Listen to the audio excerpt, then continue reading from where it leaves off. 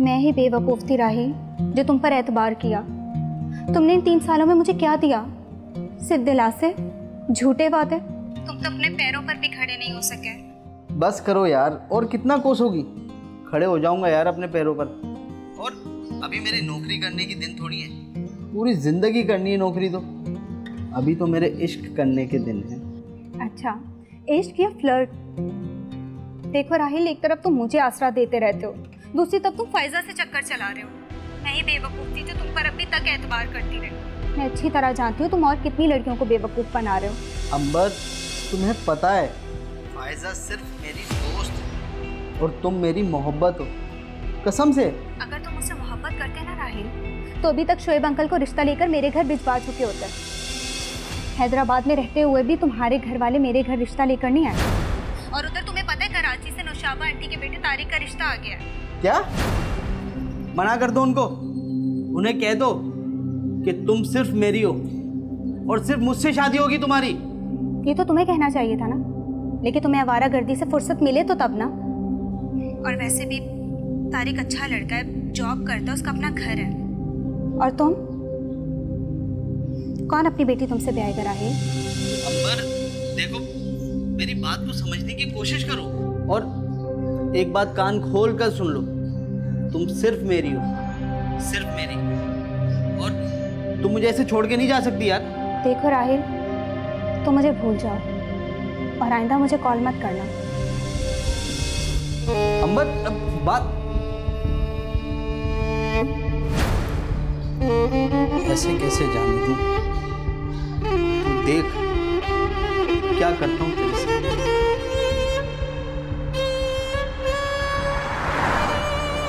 शोएब, अगर तुम मेरे खालाजाद भाई ना होते ना, तो मैं 1 मिनट नहीं लगाता तुम्हें घर के बाहर का रास्ता दिखाने में। तुमने ये सोचने की हिम्मत भी कैसे की कि मैं अपनी फूल जैसी बच्ची का रिश्ता तुम्हारे ओबाश और निकम्मे बेटे के साथ कर दूंगा? मेरे जीते जी ये मुमकिन नहीं है। तायबू, कुछ ज्यादा नहीं कह रहे आप? चुप रहो ना, मैं बात कर रहा हूँ ना। अरे ठीक ही तो कह रहा हूँ मैं, हम खुद थोड़ी आए यहाँ पर। आपकी बेटी ने बुलाया हमें, इश्क में पागल हो रही है मेरे, मोहब्बत करती है मुझसे। बकवास करेगा ना तब। भाई साहब एक मिनट। सुने, आप गुस्सा मत करें, आपका ब्लड प्रेशर हाई हो जाता है, बैठ जाइए। अरे क्यों गुस्सा नहीं करूं? शमशाद अंसारी के इतने बुरे दिन आ गए हैं कि अपनी ग्रेजुएट बेटी की शादी इस मैट्रिक फेल निकम्मे और नाकारा लड़के के साथ कर दी। अरे सारी दुनिया इसके करतूत के बारे में जानती है। शेब, एक बात बताओ, क्या तुम्हें अपने बेटे के काले करतूतों का नहीं पता जो इसका रिश्ता लेके आ गए हो? तायबू, करतूतों की बात आप ना ही करें तो बेहतर है। पूरे खानदान को आपके करतूतों का पता है, किस तरह आपने ताई अम्मी को भगाया। खामोश, बदतमीज, बड़ों से इस तरह बात करते? शेब भाई, ये तरबियत की है आपने अपने बेटे की कि हमारे मुंह पे खड़े होकर हम पर ही तोहमत लगा रहे हैं।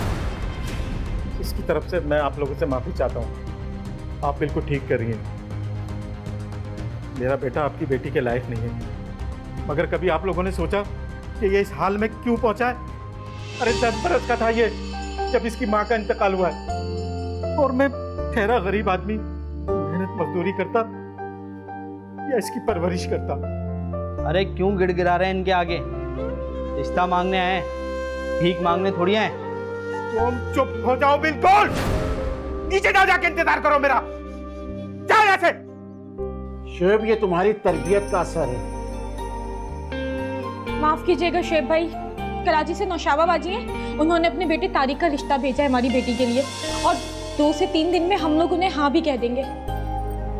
हमें माफ करें आप। ठीक है भाभी, आपकी बेटी है, आपने सही फैसला किया, मगर एक सलाह देना चाहता हूँ आपको कि आप अपनी बेटी की शादी हैदराबाद में मत कीजिएगा, क्योंकि कुछ पता नहीं है इसका कि ना जाने क्या कुछ कर जाए।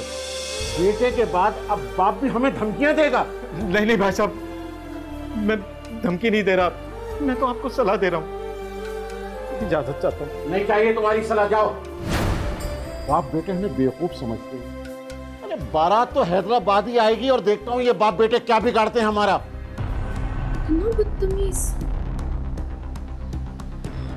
आप अपने आप को नॉर्मल करिए, गुस्सा नहीं है। ये सब तुम्हारी बेटी की वजह से हुआ है। तुम्हारी तरबियत का नतीजा है कि आज वो हमारे सामने खड़े होकर इतनी बातें कर रहा था। सुनिए, ठंडे हो जाइए। किसकी बात कर रहे हैं आप? उस लड़के की जिसकी बात पर जमाना भरोसा नहीं करता, आप उसकी बात पर भरोसा कर रहे हैं? अपने खून पर भरोसा कीजिए। और मुझे अपनी बेटी की तरबियत का बहुत अच्छी तरह से पता है। देखो बेगम, दाल में कुछ तो काला है, वरना उसकी हिम्मत ना होती इतनी बड़ी बड़ी बातें करने की। अरे कैसे बाप है, अपनी बेटी पे शक कर रहे हैं, वो भी उस लड़के के कहने पर? आज तक हमारी बेटी ने हमारा सर कहीं झुकने नहीं दिया है और आगे भी नहीं झुकने देगी। मेरी तो कुछ समझ में नहीं आ रहा कि मैं क्या करूं और क्या ना करूं। मैं तो ये सोच सोच कर परेशान हो रही हूँ कि नौशाबा बाजी को इन बातों का ना पता चले। बस अल्लाह ताला से दुआ करें कि खैरियत के साथ ये शादी हो जाए। देखिए ठंडे दिमाग से सोचें, मेरा मशवरा माने तो ये शादी हम कराची से कर लेते हैं, क्योंकि इस लड़के का कोई दीन ईमान नहीं है। एंड टाइम पे शादी वाले दिन आकर अगर इसने कोई फसाद किया तो हम कहाँ मुँह छुपाते फिरेंगे? तुम ठीक कह रही हो, अपनी इज्जत की खातिर हमें ये शादी कराची में ही करनी पड़ेगी। सही बात है, इस लड़के का कोई भरोसा नहीं, ये कुछ भी कर सकता है।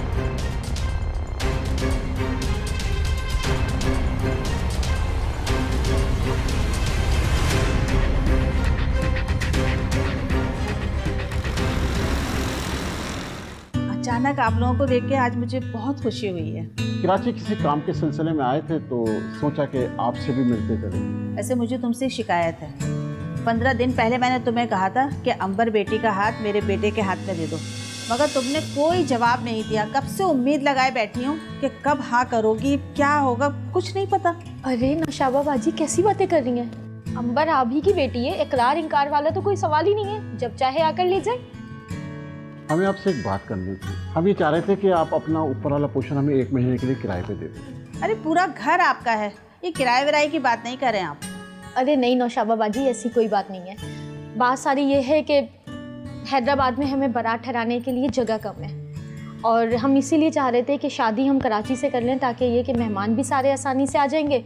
और लेकिन मैं तो वहाँ पे भी बारात लेके आ जाती, मुझे तो कोई एतराज़ नहीं था, बल्कि वहाँ हल्ला गुल्ला होता, रौनक होती, मज़ा आता बहुत ज़्यादा। मगर इस वक्त जो मौसम का हाल हुआ हुआ है, वहाँ बहुत ज़्यादा कीचड़ पानी हो रहा है। और फिर ये कि आपके हमारे रिश्तेदार ज़्यादातर कराची में ही हैं, तो कराची से हम अपनी बेटी को रुखसत करेंगे तो ज़्यादा लोग शरीक हो जाएंगे।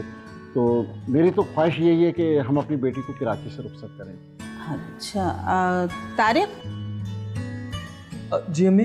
बेटा वो ऊपर वाला पोर्शन खोलो, सफाई होगी।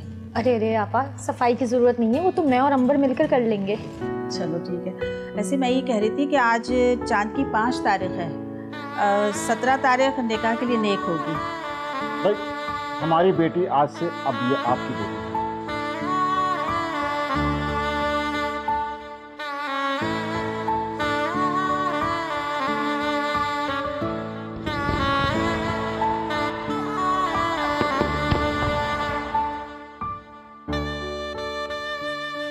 क्या बात है, अभी शादी को 1 हफ्ता नहीं हुआ और तुम अभी से उदास हो गई? जाहिर सी बात है, अम्मी अब्बू को गए हुए सिर्फ 1 ही तो दिन हुआ है।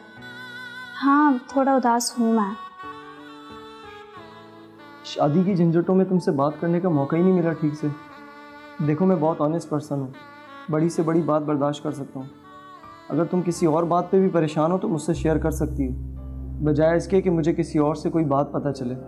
तुम बता दो तो बेहतर है। आपको क्या लगता है तारिक, आपको धोखा देकर मैंने आपसे शादी की है? ये बात आप बहुत अच्छे से जानते कि नौशाबा खाले रिश्ता लेकर आई थी तो मेरे माँ बाप ने हाँ की थी, वरना शादी से पहले तो मेरी आपसे कभी बात तक नहीं हुई थी। मेरा बोलने का वो मतलब नहीं है, तुम जब से आई हो उदास हो। जाहिर सी बात है तारिक, घर छोटा है, शहर छोटा है, नए माहौल में एडजस्ट होने में थोड़ा तो टाइम लगेगा ना। तुम फिक्र मत करो, कराची बहुत अच्छा और बहुत बड़ा है, तुम्हारा जल्दी दिल लग जाएगा यहाँ पे। तारिक अगर आप माइंड ना करें तो इस वीकेंड पर मुझे हैदराबाद ले जाएंगे आप, सिर्फ 1 दिन के लिए, सुबह से शाम तक के लिए। मैं अपनी कुछ दोस्तों से मिल लूँगी। चलो ठीक है चलेंगे। कहाँ जा रही है? नौशाबा खाला ने कहा है कि आज से मैं उनके साथ किचन में हाथ बटाऊँ, तो बस खीर बनाने ही जा रही थी। चलो ठीक है। ठीक है, आप रेस्ट करें, मैं किचन में जाती हूँ।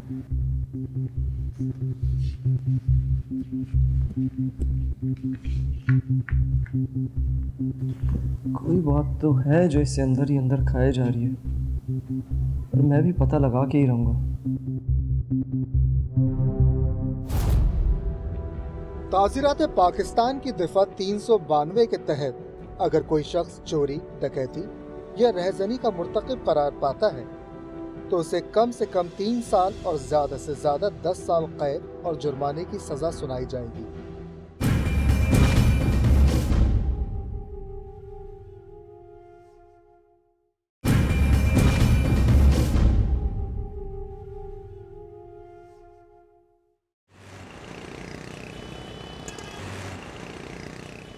अस्सलाम वालेकुम भाई। वालेकुम सलाम। यार वो असल में एक एड्रेस पूछना था, हैदराबाद से उतरा हूँ आज ही। अच्छा, तो जमील साहब का घर ढूंढ रहा था, आपको पता है? जमील मरहूम साहब जिनका 7-8 साल पहले इंतकाल हुआ है। जी, आ जाएं उनकी ताज़ियत के लिए आप। असल में बचपन में आया था, तो अब आया हूँ तो एड्रेस भूल गया हूँ। उनके बेटे का नाम तारिक। हाँ, तारिक भाई ना, जो इंजीनियर भी हैं। जी। अभी कुछ टाइम पहले उनकी शादी भी हुई है, वही ना? जी। वो तो मगर इस वक्त घर पे नहीं होंगे। अरे वो मेरी खाला का घर है, जब चाहूँ जा सकता हूँ। आप एड्रेस बता देंगे प्लीज़? हाँ, देखिए आप यहाँ से सीधा स्ट्रेट जाएं और राइट के ऊपर तीसरे नंबर का मकान उनका ही है। चले, थैंक यू सो मच।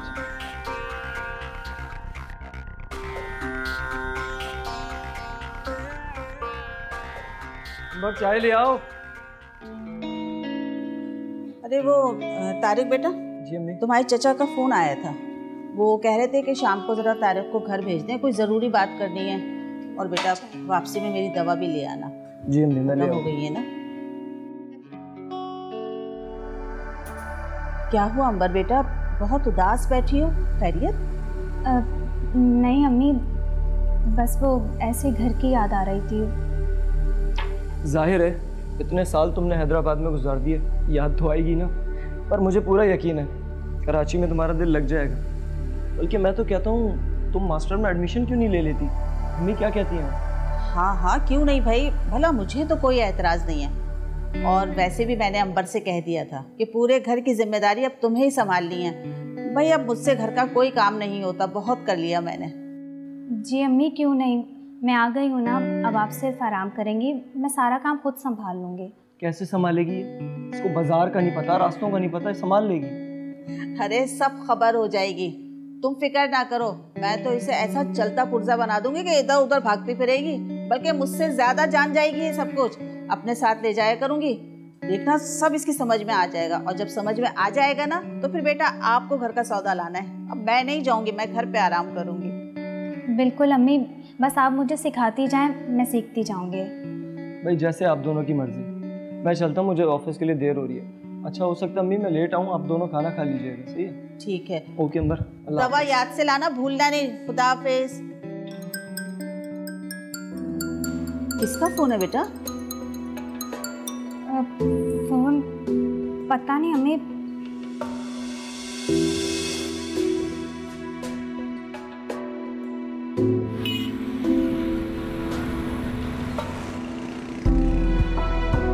अरे भैया। अंबर। राहिल, तुम यहाँ पे क्या कर रहे हो? छोड़ो मेरा हाथ, पागल हो गए हो क्या? सब देख रहे हैं। देखने दो सबको। तुम मेरे बारे में सोचो, लोग जो सोचते हैं सोचने दो। अंबर तुम हमारे बारे में सोचो। अंबर देखो राहिल, ये जो तुम चाहते हो ना, ये नामुमकिन है। तुम यहाँ कराची क्यों आए हो? मैं तुम्हें भूल चुकी हूँ राहिल, मैंने तुमसे कहा ना, तो तुम्हें भूल चुकी हूँ। अंबर और राहिल एक दूसरे को कैसे भूल सकते हैं? और कराची तो क्या, तुम दुनिया के किसी भी कोने चले जाओ, मैं वहाँ पहुँच जाऊँगा तुम्हारे पीछे। हाथ छोड़ो। अरे हाथ छोड़ो। ये तो तारिक भाई की बीवी अंबर है।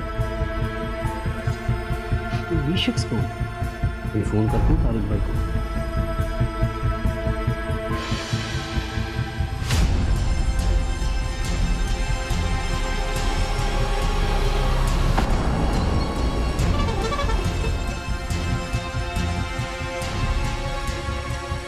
दवा मंगवाई है मैंने।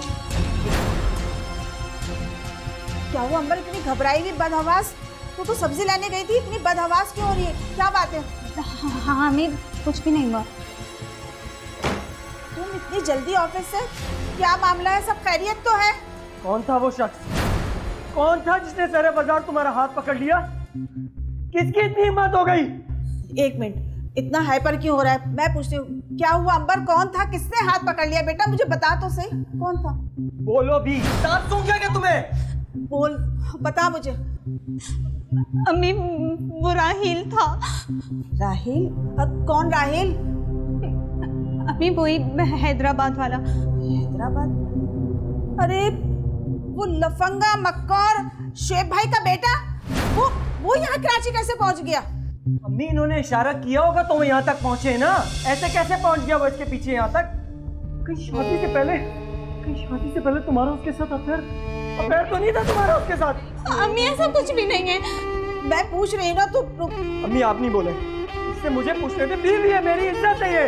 अगर इस पे मुझे यकीन नहीं होगा तो मैं बाहर दुनिया वालों को कैसे यकीन दिलाऊंगा इतनी पाक दामनी का? बताओ मुझे कहीं शादी से पहले इसका उसके साथ अफेयर? अम्मी पूछे इससे।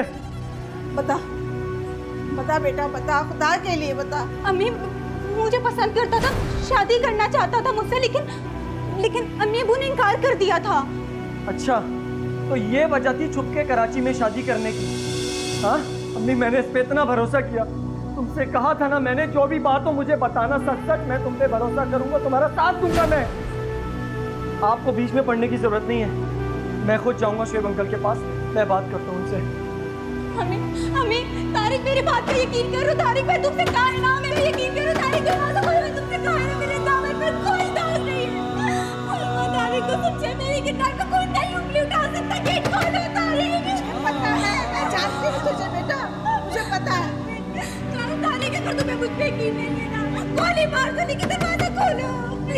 बेटा वो इसका गुस्से में।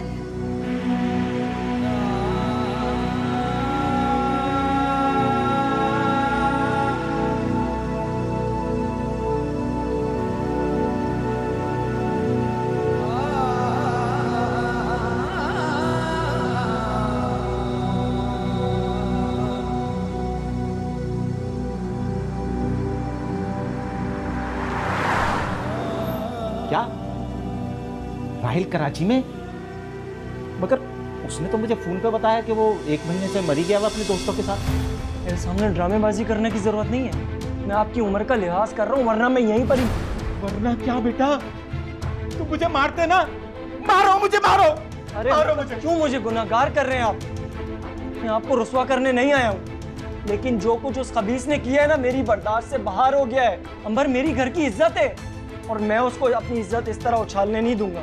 अरे तुम क्या बेटा, दुनिया का कोई भी मर्द ऐसे बर्दाश्त नहीं करेगा।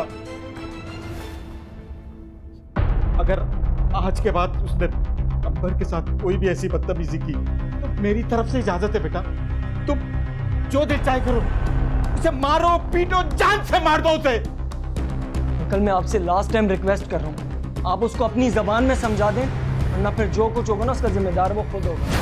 अरे बेटा, अगर मेरे इख्तियार में होता ना तो ये नौबत यहाँ तक नहीं पहुँचती। फिर ठीक है, अब जो कुछ होगा उसका जिम्मेदार वो खुद होगा।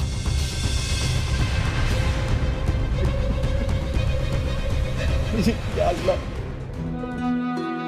जिस दिन तूने इसकी माँ को उठाया था, मुझे भी साथ उठा लेता, मुझे भी साथ। ताज़ीरात पाकिस्तान की दिफा 411 के तहत अगर कोई शख्स कोई जायदाद नाजायज़ तरीके से हासिल करता है तो उसे 3 साल तक कैद या जुर्माना या दोनों सजाएं भी हो सकती हैं।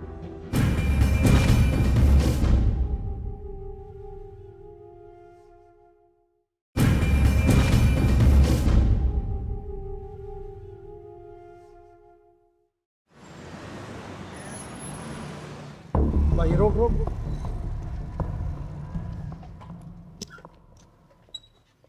अब क्या हुआ तुझे? और ये तुम्हें जख्म कैसे आए? सर सर मुझे बचा लें सर, प्लीज सर। सर वो तारिक सर मेरे पीछे पड़ा है सर। सर मुझे बचा लीजिए, वो मेरी जान ले लेगा सर। क्यों देख क्यों? ये बताओ कि तारिक तुम्हें मारना क्यों चाहता है और तुम्हारा नाम क्या है? राहिल, राहिल नाम है सर मेरा। सर तारिक मेरा कज़न है और मुझे जान से मारना चाहता है।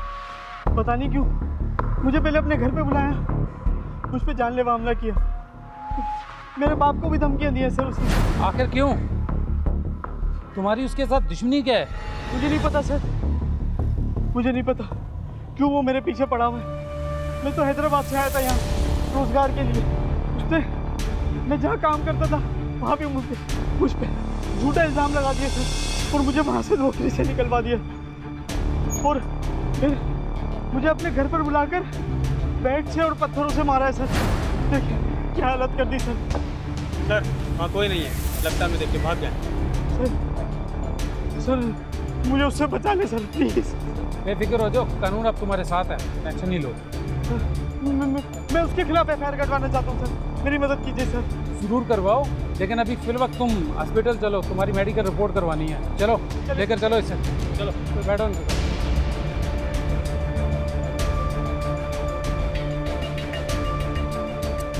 सर मेरी बात का यकीन करें, मैंने उसे नहीं मारा। उल्टा वो मेरे घर में घुस के मुझ पे तशद्दुद कर रहा था। मैं उसके पीछे भागा, गली के कोने पे स्कूल के पास मेरा पैर मुड़ा और मैं गिर गया। ये तेरी औकात, ये तेरी औकात, अंबर से शादी करेगा।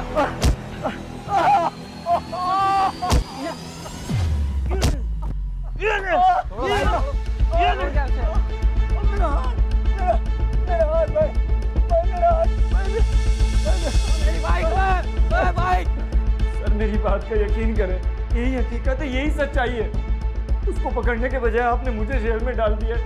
कहानी तो बहुत अच्छी घड़ी है तुम्हें, मगर इस पर कोई एतबार नहीं करेगा। ना ही कोई चश्मदीद गवाह है, ना कोई CCTV कैमरे की फुटेज है जो ये साबित कर सके कि वो तेरे घर में ज़बरदस्ती दाखिल हुआ।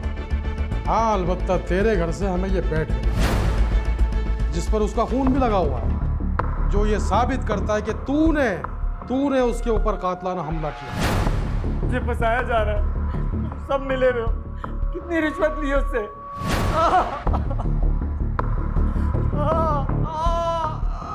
गुंडागर्दी खुद करता है और रिश्वत का इल्जाम हम पे लगाता है।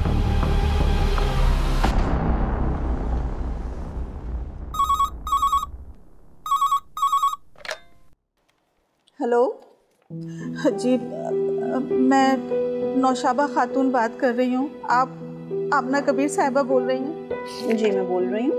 मुझे आपकी मदद चाहिए। किस तरह की मदद दरकार है आपको?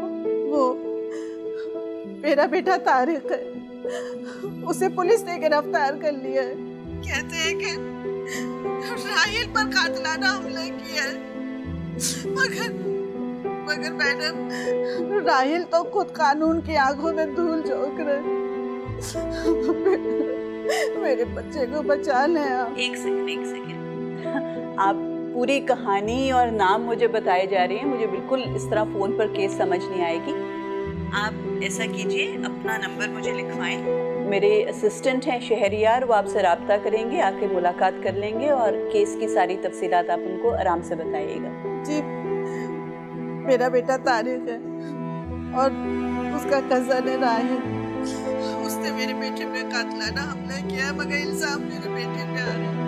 अगर आप उसका केस लड़ेंगे तो मुझे उम्मीद है कि मेरा बच्चा रिहा हो जाए, वो बेगुनाह है। आप परेशान ना हो, आप परेशान ना हो। अगर आपका बेटा बेगुनाह है तो हम उसे ज़रूर बचा लेंगे। आप फिलहाल अपना नंबर बताइए मुझे। जी मैं बताती हूँ।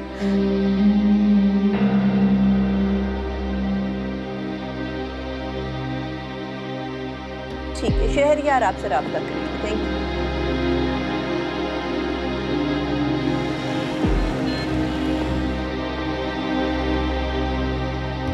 मैं आपको कैसे बताऊं, मेरा बेटा बहुत मजलूम है। उसने तो कभी एक झूठी भी नहीं मारी। देखें आप गलत नहीं कह रही हैं, लेकिन सरकारी मेडिकल रिपोर्ट ये बात साबित करती है कि आपके बेटे ने राहिल पर शदीद तशद्दुद किया है। उस पर ईंट या पत्थर से कई वार किए, और आपके घर से जो स्टिक मिली है उस पर उसके खून के निशान भी मौजूद हैं। तो क्या करता तारिक? क्या अपने घर की इज्जत का ऐसे तमाशा बनने देता? अरे राहिल एक नंबर का लफंगा, मक्कार, बदमाश लड़का है। मैं क्या बताऊं आपको उसके बारे में? मेरा बेटा उसे क्या मारता? उसने तो मेरे बेटे को उतना मारा कि उसका हाथ तक तोड़ दिया। जब मेरा बच्चा घर में आया तो खून से लहू नहान था वो। मेरे दिल से पूछे क्या गुजरे।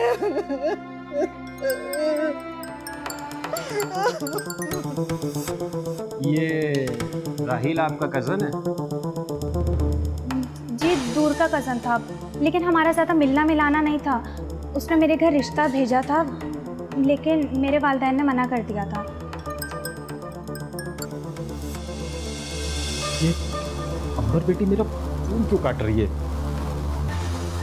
कहीं ऐसा तो नहीं कि राहिल? नहीं नहीं नहीं, मैं राहिल को फ़ोन करता हूँ।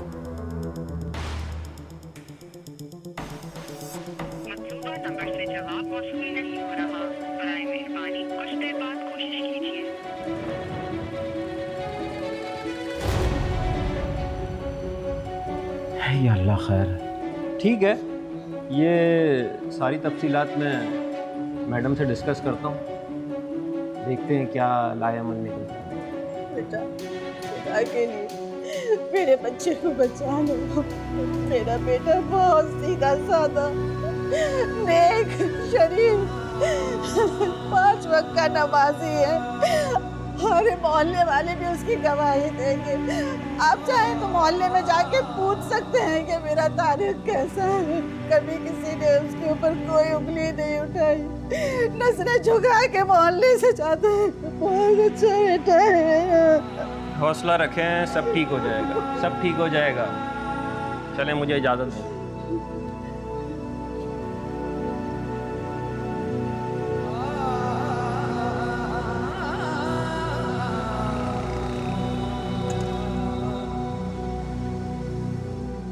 ये तो उल्टा राहील ने तारिक के खिलाफ एफआईआर कटवा दी है। उसने जो पुलिस को बयान दिया है और जो रिपोर्ट लिखवाई है उसमें तो यही लिखा है कि तारिक पहले राहील के वालिद को धमकियां देकर आया है और फिर 5 सितंबर को तारिक ने राहील पर कातलाना हमला कर दिया। बिल्कुल मैडम, नौशाबा बीबी इस बात को तस्लीम तो कर रही है कि उनके बेटे ने राहील को मारा है, लेकिन जो कहानी वो सुना रही है वो एफआईआर से बिल्कुल मुख्तलिफ है। हाँ, एफआईआर में तो ये लिखा है कि तारिक ने राहील को धोखे से अपने घर बुलाया है और जब उनके घर गया है तो वहाँ पर उसको मारा पीटा गया। तो ये क्या कह रही है? मैडम, नौशाबा बीबी ये कहती हैं कि राहील ज़बरदस्ती घर में कूद कर आया।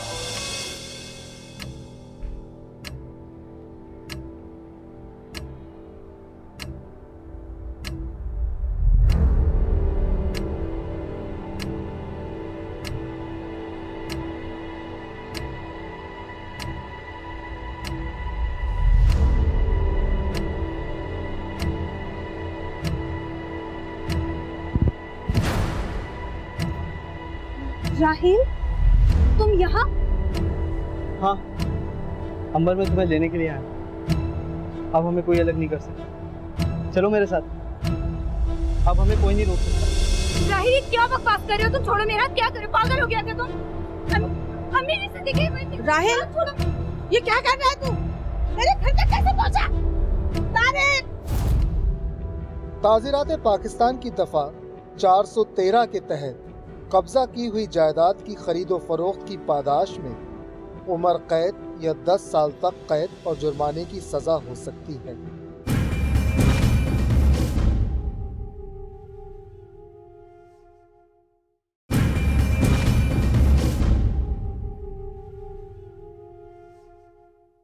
तारिक बेटा, जल्दी आ! तू हरामखोर, तू मेरे घर तक पहुंच गया। मेरे करीब मत आना, मार दूंगा तुम लोगों को। लाशें बिछा दूंगा मैं। तारिक कुछ करो, इससे पीछा छुड़ाओ, मेरा पीछा छुड़ाओ इससे। देख, अंबर को छोड़ दे। ये ले, मार इसको। भागता कहाँ है तू अब? डरपोक कहीं का।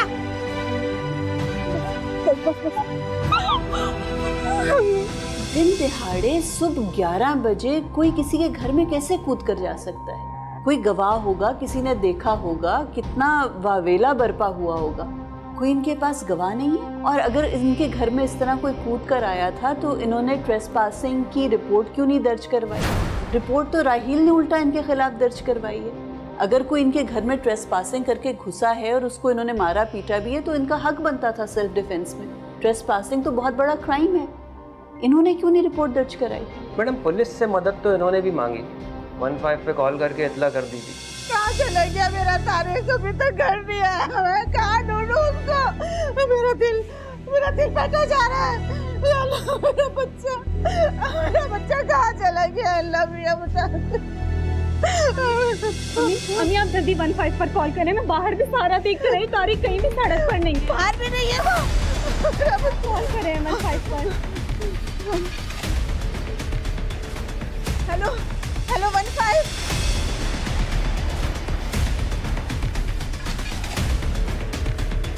अम्मी अम्मी अम्मी क्या हुआ तुझे? मेरा बच्चा, इसको देखो तुझे, क्या हुआ इसके हाथ में?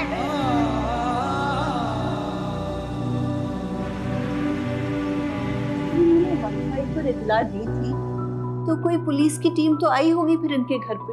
मैडम जब ये पुलिस से बात कर रहे थे उसी दौरान इनका मोबाइल गिर के टूट गया। तो मुझे नुशाबा साहिबा के बयान में भी बहुत से सवालिया निशान नजर आ रहे हैं। आपके घर में इस तरह कोई कूद कर आपकी प्राइवेसी डिस्टर्ब करे, इतना बड़ा क्रिमिनल एक्ट है, कोई इनके पास गवाह नहीं है, ना इन्होंने रिपोर्ट दर्ज कराई। अगर वो भाग गया था तब भी ये थाने में जाते। और 15 पर कॉल गई है या नहीं गई है ये भी सिर्फ कहानी बना रही हैं, वाकई में ऐसा किया है। सुबह 11 बजे की ये वारदात बता रहे हैं और उसके बरक्स राहील का केस बहुत स्ट्रांग नज़र आ रहा है। उसके पास गवाह भी हैं कि भरी सड़क पर 11:30 पौने 12 बजे के करीब तारिक ने उसे मारा पीटा है और उसने जाके सरकारी अस्पताल से अपनी मेडिकल रिपोर्ट भी बनवा ली। उससे नज़र आ रहा है कि उसको काफ़ी फ्रैक्चर्स हुए और गवाह भी मौजूद हैं। अब पता नहीं नुशाबा साहिबा और तारिक सच बोल रहे हैं या नहीं। तुम 15 से चेक तो करो, अगर इन्होंने कॉल की थी उस कॉल का कोई तो रिकॉर्ड होगा। ठीक है मैडम, मैं 15 से 5 सितंबर के कॉल रिकॉर्ड चेक करवाता हूँ और तारिक के ज़मानत के पेपर भी रेडी करवाता हूँ।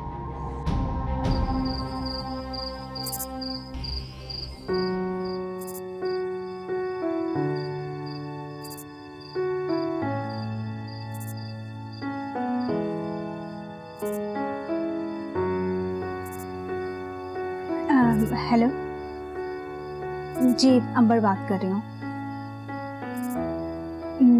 नहीं, डरी भी नहीं हूँ, सिर्फ ये देख रही हूँ कि नुशाबा और खाला ना जाए ना। हाँ, मुझे एक ज़रूरी बात करनी थी आपसे। जी, मुझे कुछ पैसे चाहिए था।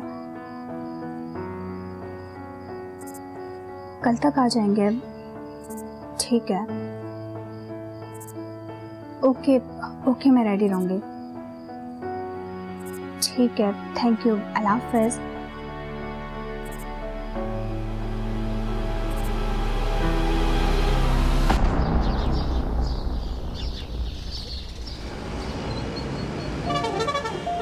बहन, ये कुछ रकम है मेरी तरफ से। नहीं भाई साहब, मुझे पैसों की ज़रूरत नहीं है, कुछ थोड़ा बहुत जेवर है मेरे पास। नहीं बहन, उसकी ज़रूरत नहीं पड़ेगी। और देखिए, आप शर्मिंदा ना हो, मैं कोई एहसान नहीं कर रहा हूँ, ये तो मेरा फ़र्ज़ है, एक भाई की तरफ से कबूल कर लीजिए। अम्मी रख लें, मैंने अब्बू को कल फ़ोन किया था और वैसे भी मुश्किल में अपने काम नहीं आएंगे तो और कौन आएगा। रखें, ले लीजिए। और बहन, मेरा ख्याल रकम का इंतज़ाम तो हो गया है, हम लोग सब थाने चलते हैं, तारीख से मिल लेते हैं।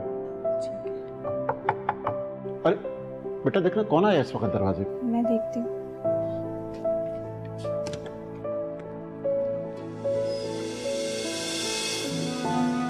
मम्मी, तारिक आ गए।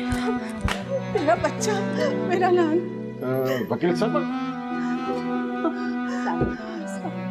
बहुत शुक्रिया आपका। तारिक को जी मैं अपनी ज़ाती ज़मानत पर रिहा करवा कर आई हूँ। वैसे आप लोगों के लिए अच्छी खबर ये है कि आपका केस भी मजबूत हो गया। हमें 15 की उस कॉल की रिकॉर्डिंग भी मिल गई है जिसमें आपने पुलिस से मदद मांगी थी और उसमें आपने कहा था कि राहील आपके घर में कूद कर आ गया है। असल में आपका फ़ोन उस वक्त गिर के टूट गया था, पुलिस आपको वापस कॉल कर रही थी, तो जब किसी ने फ़ोन उठाया नहीं तो पुलिस ने सोचा कि शायद शरारत में किसी ने कॉल किया है। और अब इस फ़ोन रिकॉर्डिंग के मिलने के बाद आप लोग राहील के खिलाफ FIR कटवा सकते हैं, ट्रेसपासिंग की, गुंडागर्दी की। आपके पास अब प्रूफ है। अच्छा वकील साहबा, ये आ तो गया छूट के, अब राहिल हमें दोबारा तंग तो नहीं करेगा, परेशान तो नहीं करेगा? राहिल इस वक्त पुलिस की गिरफ्तारी में है।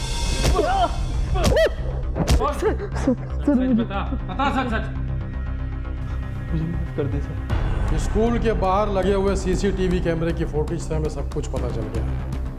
अब सच क्या है ये तू बताएगा या ये भी मैं बताऊंगा? तारिक ने तुझे कोई फोन नहीं किया, तू खुद उसके घर में जबरदस्ती घुसा था, बोल हाँ या ना? सर मुझसे बहुत बड़ी गलती हो गई सर, मुझे माफ़ कर दें सर। हाँ, मैंने झूठ कहा था, तारिक ने मुझे कॉल नहीं करके बुलाया, मैं उसके घर खुद कूदा था। क्यों घुसा था ये बता।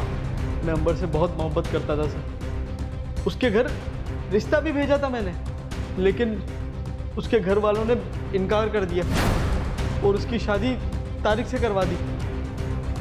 सर वो भी मुझसे मोहब्बत करती थी, मैं जब उसके घर कूदा, मैं इसलिए कूदा क्योंकि वो बदनाम हो जाए और तारिक उसे तलाक दे दे और मैं उसे फिर अपना लूँ,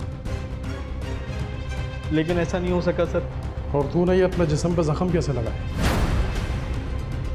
सर असल में तारिक को मारा मैंने था, उसने मुझे नहीं मारा, और जब मैं उसके घर से निकला मुझे लगा वो मुझसे पहले कंप्लेन करे, इससे पहले मैं उसकी कंप्लेन लेके आपके पास आ जाता हूँ, तो मैंने ये ज़ख्म अपने आप को खुद दिए और उस पर झूठा इल्ज़ाम लगा दिया। अच्छा, तू क्या समझता था पुलिस को गुमराह करना इतना आसान है? बच्चों का खेल है क्या? अब तो तू लंबाई अंदर जाएगा। और राहील पर तो बहुत से पर्चे कटने वाले हैं। असल में हमें उस इलाके की भी सीसीटीवी फुटेज मिल गई है जहां पर राहील और तारिक का झगड़ा हुआ था। उस फुटेज में साफ देखा जा सकता है कि तारिक ने राहील को इतना नहीं मारा पीटा था जिस तरह की उसे चोटें आई हैं। पुलिस को भी अब शक है कि यकीनन उसने अपने आप को खुद जख्मी किया था इसको फंसाने के लिए। अब हम राहील के ऊपर ट्रेसपासिंग का भी पर्चा कटवाएंगे, गुंडागर्दी का भी, पुलिस को गुमराह करने का भी, और जिस तरह से इस पर हमला किया उसने घर में घुस के, उस पर बहुत संगीन चार्जेस लगेंगे। तो आप फिक्र नहीं करें, आपको तंग नहीं करेगा वो दोबारा। वकील साहब, हम बहुत शुक्रगुजार हैं आपके, आपने हमारी बहुत मदद की। You are most welcome. Rest करो, खुश रहो और परेशान ना हो। ऐसे कैसे जा रही हैं आप? बैठे, कुछ ठंडा चाय कुछ प्लीज। फिर से अगली दफा भी एक और क्लाइंट की तरफ जाना है। वकील साहब अच्छा नहीं लगेगा आप ऐसी जा रही हैं। अगली दफा। Thank you. अल्लाह हाफ़िज़। वकला की बहस, पेश किए गए शवाहिद और मुल्जिम राहील के एतराफ़ी जुर्म के बाद ये अदालत इस नतीजे पर पहुंची है कि मुल्जिम राहील ने मनसूबाबंदी के तहत तारिक के घर में दाखिल होकर उसकी बीवी अंबर को हिरासा किया और तारिक को ज़द-ओ-ख़ूब किया और बाद में कानून को गुमराह करने के लिए खुद को जख्मी किया और सारा इल्ज़ाम तारिक पर डाल दिया। लिहाजा ये अदालत मुल्जिम राहील को 5 साल कैद की सज़ा के साथ तोहरे 1.5 लाख रुपए जुर्माना आयद करती है। जुर्माने की अदम अदायगी की सूरत में मुल्जिम राहील को मजीद 1 साल कैद की सज़ा भुगतना होगी, जबकि तारिक को इस मुकदमे से बाइज्जत बरी किया जाता है, अदालत बर्खास्त की जाती है। अगर आप भी कोर्ट नंबर 5 में कोई केस पेश करना चाहते हैं तो हमें ईमेल करें court5@sama.tv।